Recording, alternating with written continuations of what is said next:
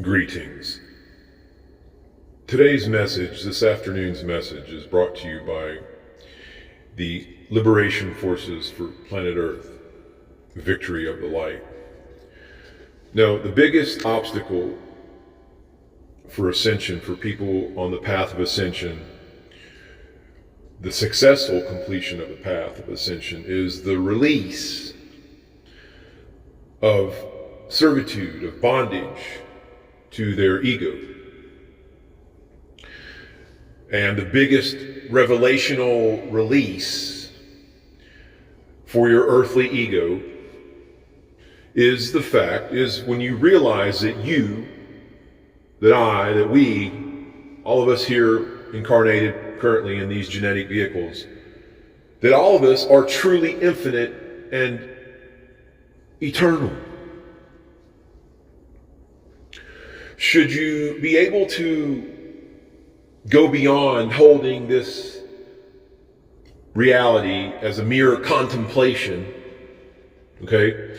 Should you be able to rise and assimilate this knowledge where it becomes gnosis, a visceral type of knowing,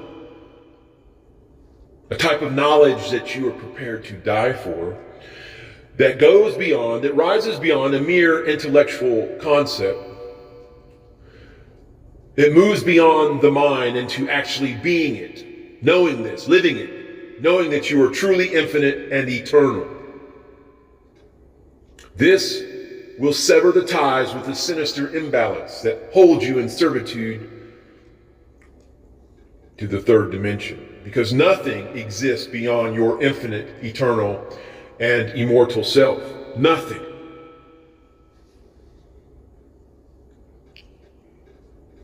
Let me continue to elaborate on this concept of being eternal and infinite. Because, dear viewer, it really is the key for one's earthly aspect to once again be free and sovereign, to know this, to assimilate it, that nothing exists beyond your infinite, eternal, and immortal self. Because if you are truly infinite, eternal, and immortal, and you know that nothing exists beyond you, then that means there is nothing above you.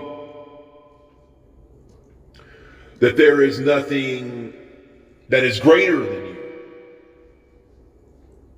And therefore you are not subservient to anyone or anything.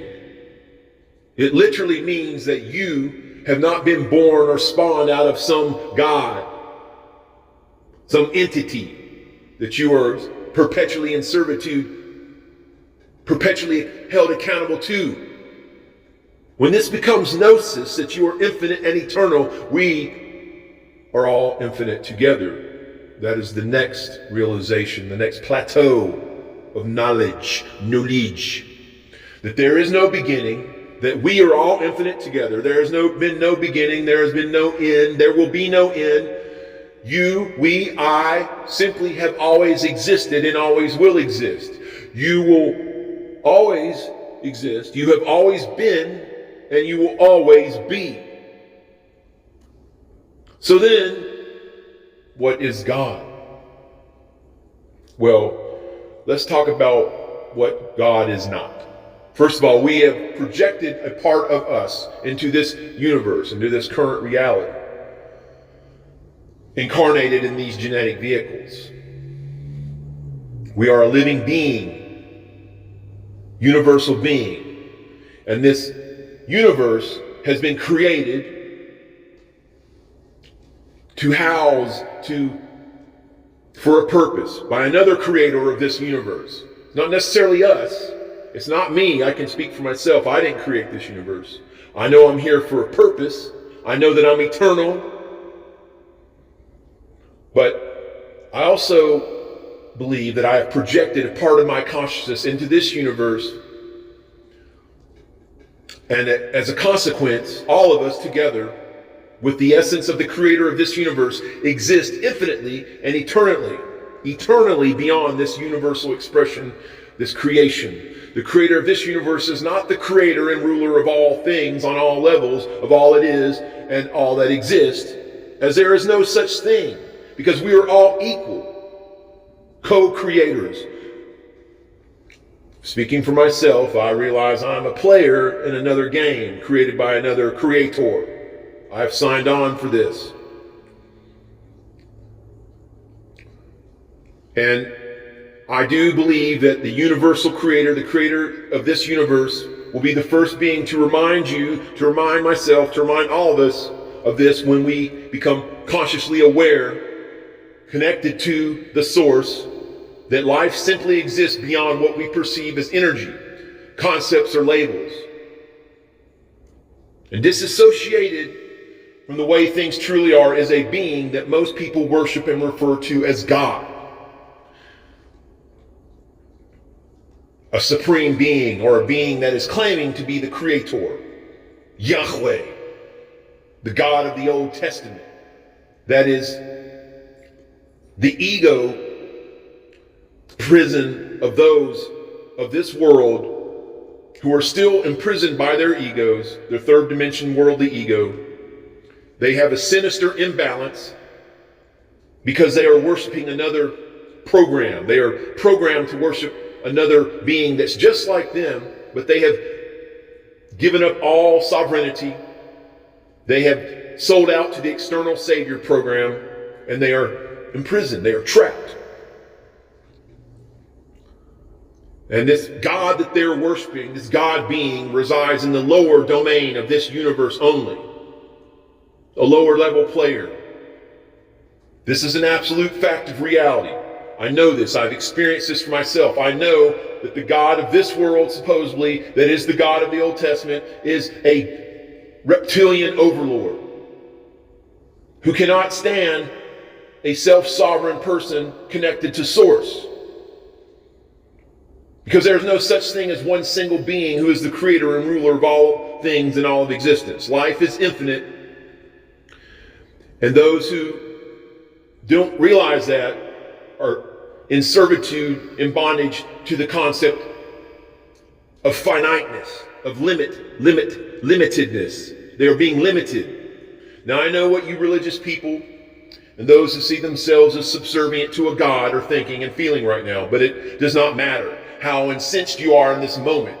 It will simply not change reality. It will not change the way things are, and it will not change the truth.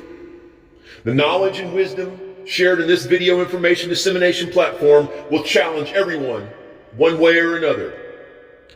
And if you are now feeling a mental or emotional reaction to my words, to these words, to this truth, then we have just exposed that you have a program, that you have been programmed, or are currently adhering to someone else's program, be it earthly or even cosmic in origin. Now, on the other hand, if you're feeling excitement or at peace with these revelations, with what I've just shared, then you already have access to the greater knowledge and wisdom of life within you. And whether you are aware of it or not, you are free if you would just accept your own sovereignty. Now, Lucifer, who is the creator of this universe, began this new reality program shortly before we humans came into existence as a race. Or rather, when I'm saying we humans, I'm talking about this particular genetic vehicle to house consciousness, a container for consciousness. And this happened a little over 200,000 years ago. But we now, who have consciousness now, are the key players in a universal, grand, cosmic, fifth dimensional chess game. And throughout the cosmos, the earth has become the focus of this intense drama. And it appears as though the fruition of this experiment, of this particular iteration of the game, is about to unfold before our eyes. We are to go beyond anything archangels Lucifer and Michael had imagined. We are to be the children of the third way, a new reality born from the first two. We are here on earth. All of us here that are currently have consciousness now are all part of this Luciferian experiment of free will. All of us have chosen this path. Every one of us. This planet has chosen this way, and whether you like it or not, whether you want to be identified with it or not, you chose this because you are here. And those who are unable to sever the sinister imbalance, they will have their egoic personality embedded within their soul. And it will be guided along three-dimensional astral paths that are fascinating at first, but utterly dull at the end. And you will also become their servant. They are interested in your human DNA and the human soul. They have no souls of their own.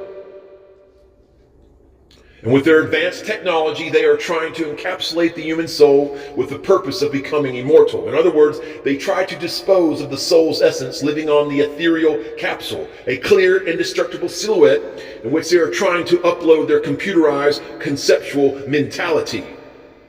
And the source of radiant essence, I'm talking about the energy that we all have within us, realize that this consciousness was also dreaming darkness.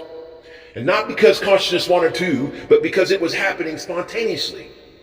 This was thought and reflected upon, and it became apparent that in order to understand the shadow, it was necessary to create a being that had the luminosity of the source and the confusion of the nebula simultaneously within itself, as all other existing beings could not hold the two ends within the same soul. They could only choose one end, light or darkness, and that is the choice before you now. If a light being changes its frequency to the nebulous frequency, it is impossible for the source or any other being of light to penetrate such dense gloom with loving brightness. Any being that chooses darkness remains unapproachable, and it is almost impossible to recover their consciousness, trapped forever within darkness. Human beings were created in the image of the dreaming consciousness, with the opposites inside our souls. Absolute consciousness in its natural state knows neither good nor bad. Inside it, everything happens spontaneously and without effort. On the other hand, the source of radiant essence, which is the manifestation of absolute consciousness, so to speak, considering that it does not possess a body, but is only expansive intelligence that is aware of its own existence, perceives its own existence and creation from another point of view. It seeks tirelessly to spread light and love above all else, and to eliminate pain from its creation. The source of radiant essence, with the help from the 9 devas of crystalline fire, the seraphim, found the solution and agreed to create the human vehicle with the purpose of understanding the central nucleus that keeps the energies of the shadow alive inside their encasement. Humans call this nucleus the ego. And if you cannot transcend the energies of the shadow as encapsulated, as encased within your human ego, if you cannot sever this sinister imbalance, you will be trapped within this dimension.